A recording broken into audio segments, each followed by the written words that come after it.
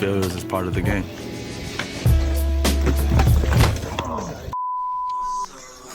Yes, indeed, man. That voice right there.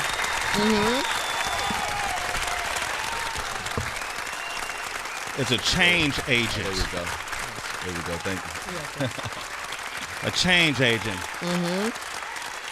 He's a vanguard. It's when you're part of a movement that's a progressive movement that's elevating an art form or culture or people or community to a higher level. He's a vanguard. Right. He's an independent thinker. He's an anomaly. He's a unicorn in the world that he exists in. But he's just another black man from Jamaica, Queens. South Side? Is it South Side? I'm from Laurelton. Laurelton. Laurelton. Oh, nice. Okay. Nice. South Jamaica, Queens. South Jamaica, Queens? Right. Okay, I don't know the difference. But I got a chance to watch him. I remember Jay-Z mentioning him on that Frank Ocean song. Crazy. Right? And he said something about, what did he say? What's the lyric he said? Something about the bike flips. Like Nigel Sylvester. Right. Right. That's like when Drake says Chris Brown with the dance moves. It is. That's when, it's like sometimes I say, MJ on the microphone. That's what I see myself as, Michael Jordan. You say that? People say somebody that about else you. Gotta say it. Right. Yeah, as you somebody should. else got to say it right, but that's how I see myself. I want to commend him because he broke. He made his legacy in a world that not a lot of representation existed in. In the world of BMX, he was Forbes magazine's 30 under 30. He was featured on that list as well. He put together a Go series that got nearly 100 million views. I don't know where it's at now. He's done other just like highlight films back in his day that really helped set his legend to what it is today, but he never did it professionally. He decided to do it independently.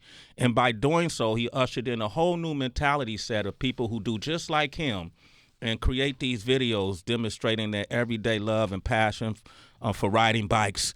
And he took what was our pastime had to be, is how we, expressed ourselves in our neighborhoods. It's how we had fun. It's how we challenged ourselves. And he made himself into a worldwide brand. He's here to celebrate his new book. It's called Nigel Sylvester Go. Yes. It's out today. It's a couple of hundred pictures of some major moments in his career. Crazy. And he gives you the backdrop of those pictures. Citizens, this dude is Tiger Woods Right. of BMX. Give it up for the one and only Nigel Sylvester. Come Let's on, go. No pun intended. Let's go. Let's go. Let's go. That was an amazing intro, sir. Thank you so much for that. I don't think it did you justice. Honestly, man, I think we,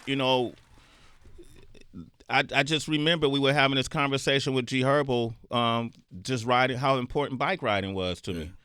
Bike riding allowed me to ride from my house in East Oakland, and we used to ride to the Oakland Hills and go up into Roberts Park, where there was a lot of redwood trees and trails, and it gave us a chance to escape, Right. From the heaviness of that environment. Is that what it did for you? Same. Bike riding has always been my method of exploring my neighborhood. When things got rough in the house or I was frustrated, I would use it as a tool to just zone out. And just also getting from point A to point B. Just being able to like that freedom that like bicycle riding allows you, man. It was such an important part of my youth, and like you said, for you and for G Herbo as well. Just being able to get around your neighborhood and explore your city. Why is it? Why isn't there more representation? When you were little, the kids in your neighborhood used to call you the white boy, Right. for riding a bike. Which is crazy. What they used to literally say, white boy? Yeah, man, because this is what it is, Sway. Like, I feel as kids, right, like from all walks of life, like everyone rides a bike, right? The majority of people in this world ride a bicycle. I feel it gets to a certain point where it's like, okay, we're doing tricks and we jumping down handrails and jumping down ledges, and it's perceived as dangerous. And especially our community, like the black community, associates that type of bike riding with white culture. So for people in my neighborhood to see me do that, they're like, oh, like the only association I have is over here, so I'm gonna associate you, Nigel, with that. But that wasn't the case at all. You know what I mean? Like, I was just really expressing myself, man. Yeah. That's funny because I grew up thinking about skateboarding the same way. Right. Mm-hmm. Like skateboarding was perceived as something like white kids did. Like, Tony Hawk. Yeah, why y'all skateboarding? Like who does that? And then it's amazing what words can say. And you always say how they matter and it's important what's instilled. Because once too many kids say it's corny, like you quick to like put it down because you don't want to be corny. Right. And I definitely, Sway mentioned not a lot of representation. I definitely don't see a lot of black young females riding bikes. Mm-hmm. Like are there a lot in like competitions, anything, Nigel? Not really. Like you still don't see when you come to black females. Like there are a few, of course, like, especially in New York, but you don't see a lot of it, right? Because BMX culture just isn't super popular amongst like the black community, right? Like we don't see it a lot. Like we don't see it like skate parks and things in our neighborhood, especially back then. Now it's a little different. Different, yeah. Right? Especially in New York City, you see skate parks popping Yeah, up man, which in is dope. Brownsville, in Southside Jamaica, Queens, in the Bronx, all over these places. But back then, when I was coming up, you didn't see that at all. You didn't see that at all? You didn't see it at all. So You know who what I was mean? influencing you? Like, were you just off of your imagination coming up with these tricks? Because I don't think there was YouTube back then, too, to even give you No, tutorials. it was two things in particular. It was the BMX Plus magazine that I would buy from my local like store. Okay. And then during the summertime, there was X Games that we'll watch on Facts. TV. Sway was hosted. No, it was Sal Mesquite. I like to mess with him. man. Yo, Nigel, everybody. Shout out to Sal. Man. Shout out to Sal. Sal, my brother, but everybody would call me. Everyone say, "Hey, Sal, man, I used to watch the X Games." and they see him and call him Sway. Yo, Sway, I saw you on MTV. It was just a flip of all I of can it. see that though, man. But when we had I our never thought locks- about it, but I can see it. Yeah, we were two black men with locks on Right. TV, major networks. Yeah. You know, Right. that was the biggest youth network, and that was the biggest sports network. Right. So they thought we were both the same people. Man, like you guys were trailblazers, like for real. Yeah. Like, and shout out to Sal, man, because he was that like one black dude you would see on X Games consistently. Yeah. I was like, okay, Yep. like that's our guy. Yeah, You know what I and mean? he knew what he was talking about. He knew the culture. Yeah. He knew the culture. So those were like the two things that influenced me a lot, right? But you think about what was going on in Laurelton, Queens around that time. We didn't have a skate park for miles. Like the closest skate park to me was an hour and a half train ride away. Damn. Right? Long Island maybe or Connecticut? Where'd you No, go? they had a skate park in the Bronx near Yankee Stadium called Malali's, and they had another skate park in Bay Ridge, Brooklyn called Owl's Head.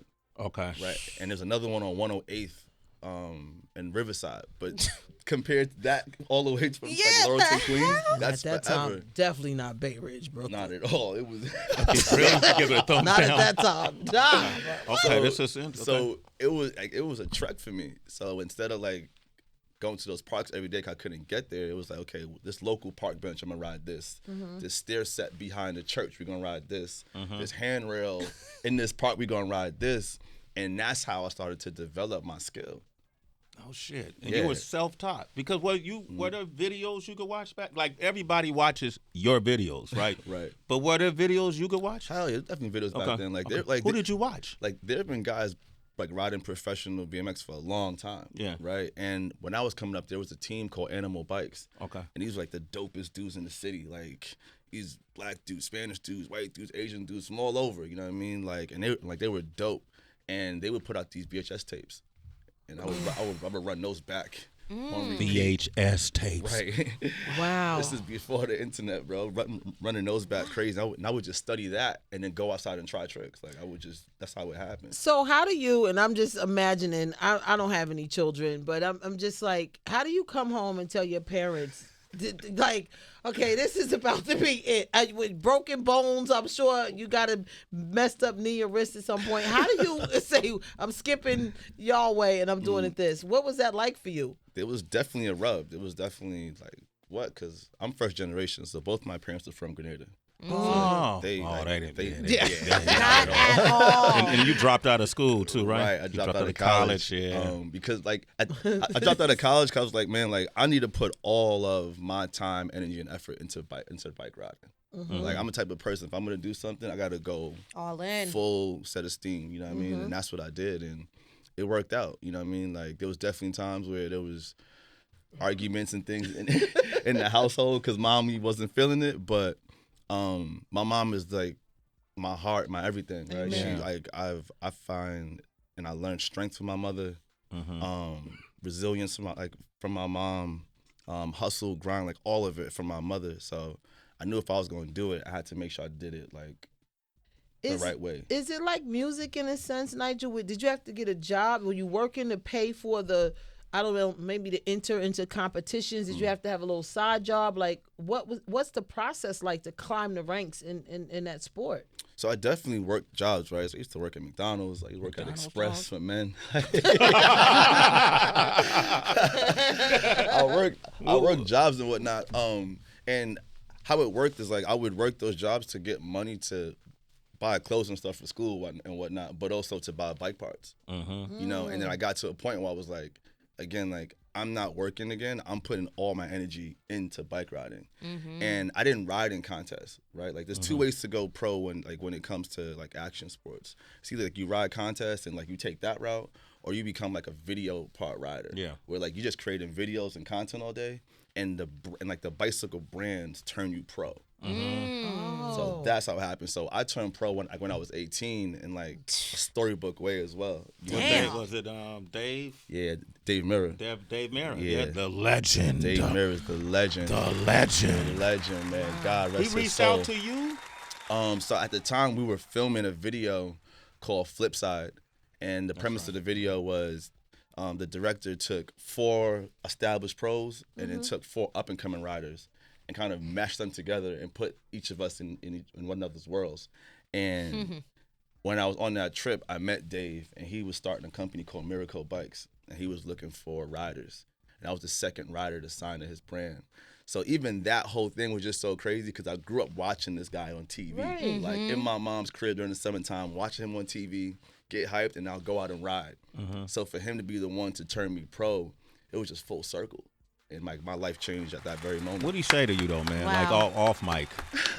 I know he said something to you off mic. I mean, he was just giving me like words of encouragement. You know, like he's seen something in me, right? Yeah. Like similar to when like you see like a young artist or young athlete, you know certain dudes, certain females got that it factor, and he's seen it in me, and I had to turn up. Like that was my opportunity, right? All of that preparation, riding in Queens, jumping on a train, taking it to the city, and being on my bike every single day, all that sacrifice at that very moment, it paid off. It paid off. Nigel Sylvester is here, 888-742-3345. We're going to open up the phone lines. Oh, we got callers? Yeah, you man, got callers. You get to line 1 over here. Line 1. Go ahead, give me line 1. Congratulations. This is fascinating. This is great, It really is. Yeah. Okay, we got him. Who we got on the line? Hey, Rise and Shine. What up, man? We Dan from Cali. What up? What up, Dan? Hey, Dan. Cali on the check-in. What's going on? What's going on, family? Hey. Heather B, Jersey, you know what it is. Stand up. Tracy. Hey, love. Nigel, I just want to. What's going on? I just want to take a quick minute to say thank you, and this is why. I'm from South Jersey. I grew up riding bikes, doing my little fake tricks with my friends. You know, grew up, we left bikes alone. Now I live in California. I have 4 kids, and my youngest son, Maui, I remember he came up to me about 2 years ago when he was 6. And he said, I want to do tricks, right? And I was like, okay, well, you know, that's dangerous. And then he kept on pushing us on it, right? And then he came at me with his iPad, and it was this black guy. And I said, there's a black guy that does BMX. And he looked at me in my eyes, Nigel, and I lie to you not. He said, I want to be like him. And now 2 years later, he's on amateur circuits. Wow. He's doing his thing. And the best thing about it, as a parent, we used to be nervous because we didn't think he would be accepted. But because of you, my brother, it's okay for a black kid to be on a bike and do his thing. And for that, I want to give you these flowers, and I want to say thank you because you made it okay. Wow. Thank you, son. I appreciate that. That just gave me goosebumps, man, even hearing that. Shout out to your son. Cry, Sway. Sway Sway over there crying. crying. Don't hold back. I was about to cry off of that. That's man. amazing, That's Dan. amazing. What's your son's name? Maui. Maui? Dan? His name is Maui. His name is Maui, and his name is Maui. And I'm recording this right now. Okay. As So you you can should. know that his man. You got to say something to him, Yo. Nigel. Give him some inspiration. Go ahead. Listen, Maui, follow your dreams, follow your heart, and I'm going to see you on the top, man. Maui, Thank hey, you, my Maui, brother. Maui, Thank you. this your Uncle Sway too, Maui. You know, yeah, do what Nigel said. Try to ride it on a shout out. Hey, Dan. I wanted to get in Maui shout out. Dan, you're a citizen. Thank you for sharing Shout out that, man. to Dan, man. Thank you for calling in. Let's go to line 3. Actually, here in New York, my man Justin, I think, is on the line. Justin, how you doing? Hey, Justin. Rise and shine, Morning, Jay. everybody. Hey. D, Heather, Billy. What up, H. Billy in the building? Yo. Listen, so now I was just listening to it. It was nice. I'll be honest with you, I have no idea who you are, Sylvester, straight up. But I'm from the Bronx originally, and I'm from upstate. I live in upstate New York now. And now you just, like, listening to your whole entire story and whatnot, I'm like, damn, yo. Like, I remember playing the Dave Mirra BMX game on PlayStation 1 when Tony Hawk and all that was getting big and all that stuff, too, you know? But I was thinking, too, like, you were all those places, all those BMX places or the skate parks and whatnot, there was another one down in Manhattan. I remember driving by it all the time. It's like right off the highway. I don't know if you remember where that is. I don't know if you ever rode there, but I remember going there as a kid sometimes. Off the west side? I want to say over by the Hudson, like right along the Hudson River, going straight downtown, where the highway turns into straight downtown. Then it just ends in downtown. You know what I'm talking about? Where the aircraft carrier is. You talking about in the 50s? Oh, in the 50s. Probably. Yeah, like I don't think Either that way. one was even there when I was a kid, bro. Oh, really? Yeah, that one wasn't there. I'm a 90s. I was born in 1990, so I remember seeing that going by. Right. But either way, man, I just remember me riding my bike and me trying to like do tricks and bar spins and busting my ass and all that stuff. Part of the I ain't game. never really end up becoming big or anything, but the BMX is like my heart though. I tried skateboarding, didn't like it. I tried rollerblading. All right, Jay, Justin, you got to cop this book, though. Yeah. The book is This out. ain't your interview. It's out. Nigel's It's out so right patient. now. Get him out of Everything there. that. We here trying to get this book popping, Get the though, book, Just. Jay. Get that book. Everything It's on out go.com. now. You heard? G-O, go. Like, so we about to Everything get you go. off this phone. It was going to happen eventually. When he turned it into the Justin Right. show, I was like, what the hell? Cop the book, Should though, have found out Just. who Nigel was. Justin in the morning.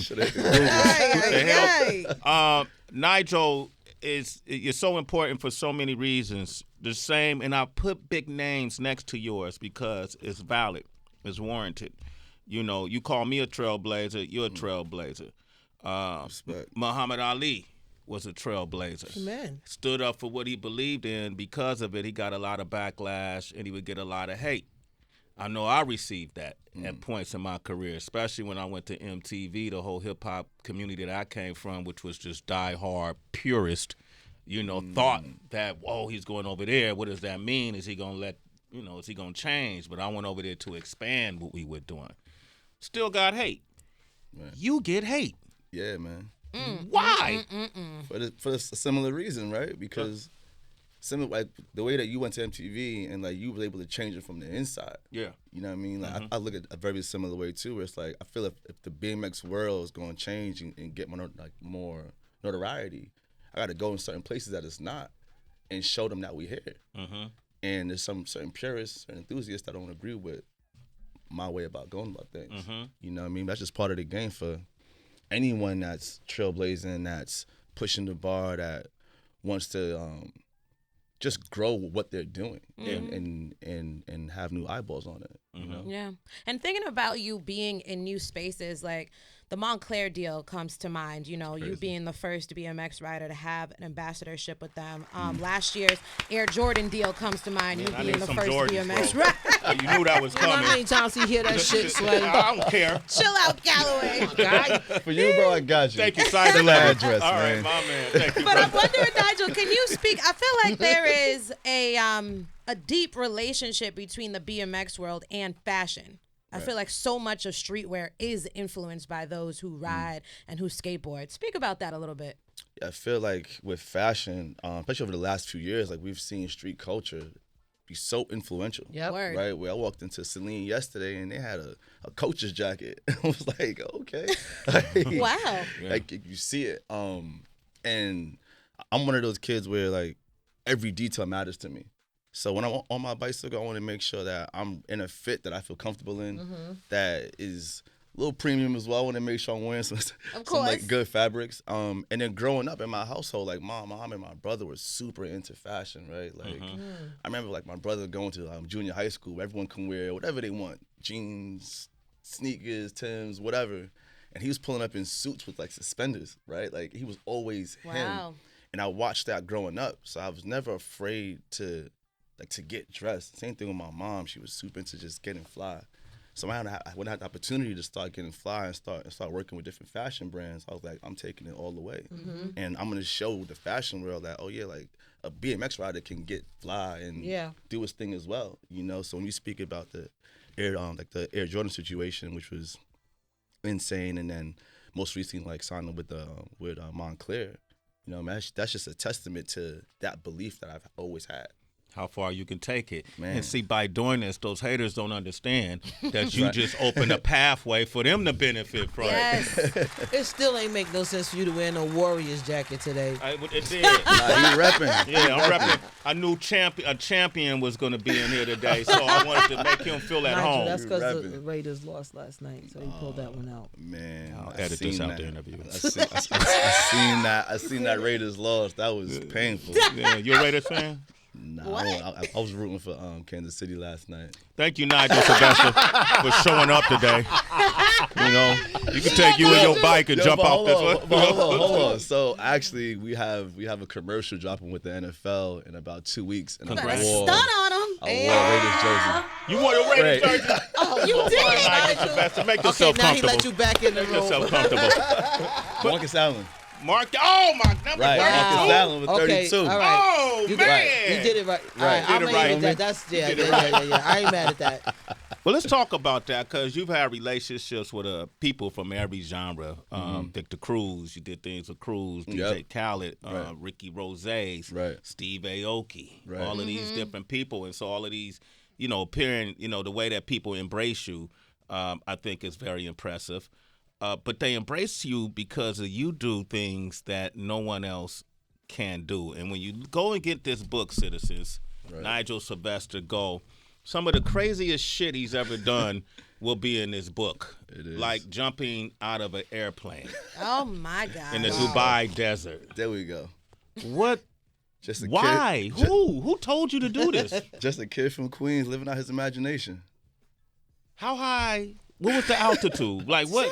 I don't know. Probably like 8,000, 10,000 feet or something like that. I don't No remember. more This than was years that. You ago. probably was up there about 13 because they got to get you to 13, Okay. and then you drop, and then whenever you he Right, it's he about started 13. 13. How did you train for that though? I didn't. We just showed up. Seriously, not I swear. seriously. What? Listen, I swear. So we're in Dubai and we're thinking about the scene. Like, how do we open this Go Dubai film? And I was like, man, like, what would be the craziest way? And I was like, you know what? Let's jump out of a plane. I've never been skydiving before. This would be like my first time. So we pull up to the skydiving spot, and I'm nervous for sure. I'm not even gonna front. I'm nervous, and we speak to the instructor. He's like, okay, it's possible, but just understand the risk. I was like, cool. So we got ready, got the harness on, jumped in the plane. We were the last ones to jump out. So as I'm sitting in the plane, I'm watching people just disappear. I'm just I'm like, where you guys going? And I have the camera on me, and so in my mind, it's like, just make sure the camera is recording. Yeah. So I'm up there like, just camera don't fail, just record, make sure that light is on. And we get to the edge of the plane, I'm like, oh, now it's real. And my heart just start pounding. And homie, and at this point in time, I'm holding onto my bike, right? Like, and it's like a tandem jump. So the instructor's like, listen, on count of 3, we jumping. So like the first part is like jump, it's getting out, right? And make sure I'm holding on to the bike. Second part is when he pulls the chute to take the bike from, the bike is like on my chest, to turn the bike around, and now I'm standing on my bicycle. And that part was nerve-wracking. Because if I let that bike go, it's going up. And I'll shoot. A parachute is above us. Okay, yeah. Right? But bust a hole in the parachute. And over it. So that was the biggest thing, was like, take the bike from here and turn it so that now I'm standing on the bike so we can prepare for the landing. And once I turned the bike after that, it was dope. Like, the free fall was just dope. Just like, I'm in the air. It's quiet. You can see all of the Dubai desert.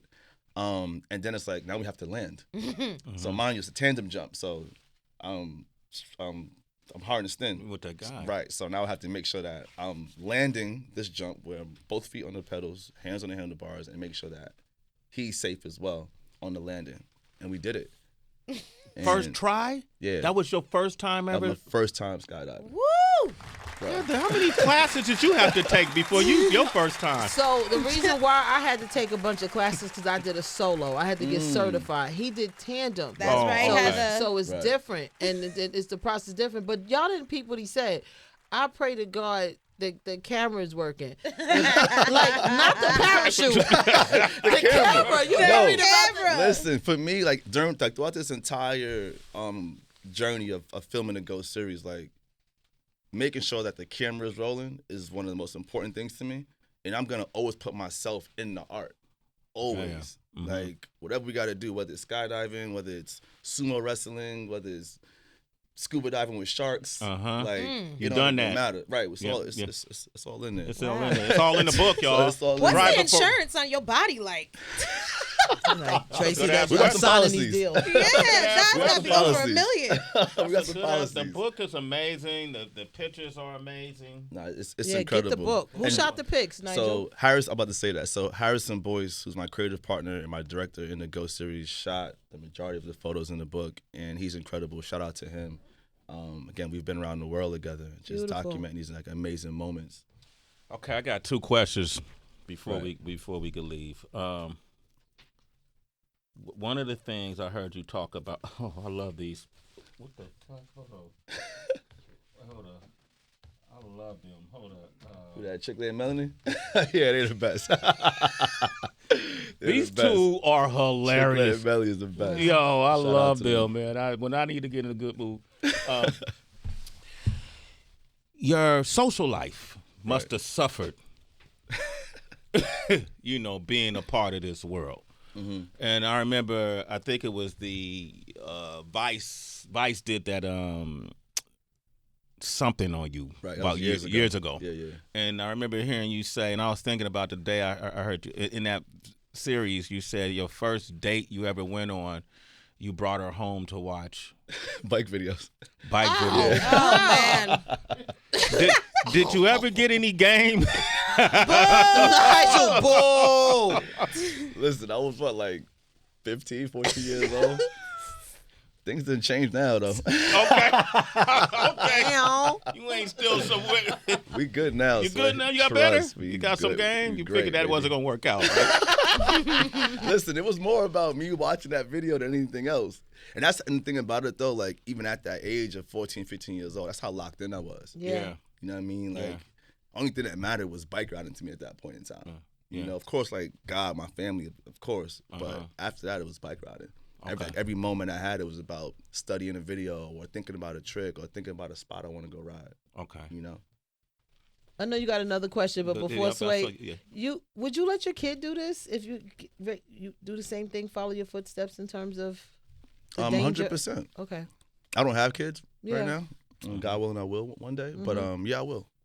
Well, they say when you sit on a bike seat for a long time, you start shooting blinks. So you've been shooting. Who said that? Wow. I've heard that. Y'all never heard that? Spreading rumors? No, it's rumors. He ain't got nothing to say. Nigel. That ain't true? No, Okay. Sway. Okay. So let me say something too to add to that, right? So people look at what I do and look at like professional BMX athletes and think it's so dangerous. But I always say, it's really no difference between that and if you're a running back hitting a hole, you got a 300-pound lineman coming at you.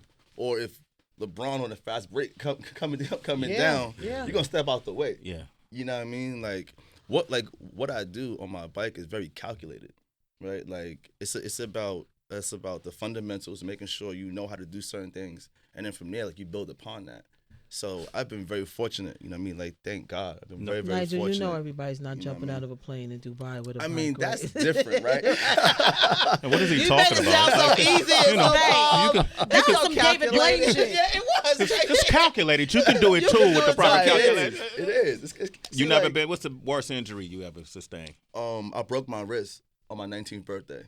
Oh, that's light. And again, so I say like thank God for health first and foremost. Amen. But other than that, I've been just nicks and bruises, sprains and whatnot. You know? God bless. Yeah. But it's it's a lot of training. It's a lot of hours that go into perfecting your craft, like anything you do. You know, so even when like Dan called earlier, was talking about his son Maui. It's like like if that kid's focused, nurture that. You know what I mean? Like invest into that kid. Absolutely. That can change his life. It can be his way out of whatever situation like that kid is in, or be able to live out his dream. So I just want to like dispel that thought of people thinking like it's the most dangerous thing ever, because there are things out there that are way more dangerous. You know what I mean? Or just as dangerous. Okay. Just I as. like that. Okay. Nigel Sylvester. All right, we're going to go with just as. We looking at him like, Right. yeah, you jumped out of a plane, dog. Like, really? Come on, man. And then I'm just curious to your favorite. It doesn't have to be anybody else's. Your favorite top 5 BMX riders, athletes of all time. Wow. Your favorite. My favorite? And why? Yeah.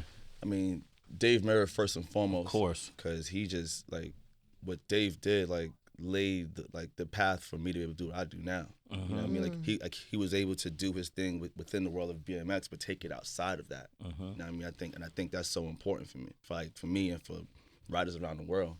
I would say Edwin De La Rosa as well. I got to shout out Edwin. Like, he was a street pioneer. You know what I mean? Like, forever legend. I would say Matt Hoffman as well. Matt Hoffman, yep. Yeah, like Matt Hoffman's extremely important to the culture. Why you say that? Because he was similar to to Dave Mirra, where he like pushed the sport to a place that we've never seen before. You know what I mean? Like, he jumped out of a plane before on his bike. You know, I think he was the first one to do it, I believe. Okay. So he was just very important. Like, he had video games and he was just very important to the culture. What's that, 3? That's 3. Who else we got there on there? I would shout out my boy Rafi Ramos as well. He's also a bike rider. And he's a great videographer, too. He's been really capturing this footage. Steady hand, really. right? Videographer, photographer, multi-talented. Oh, okay. You know what I mean? Who's number 5? I got to think about that one. Number 5. Put yourself in it, all right?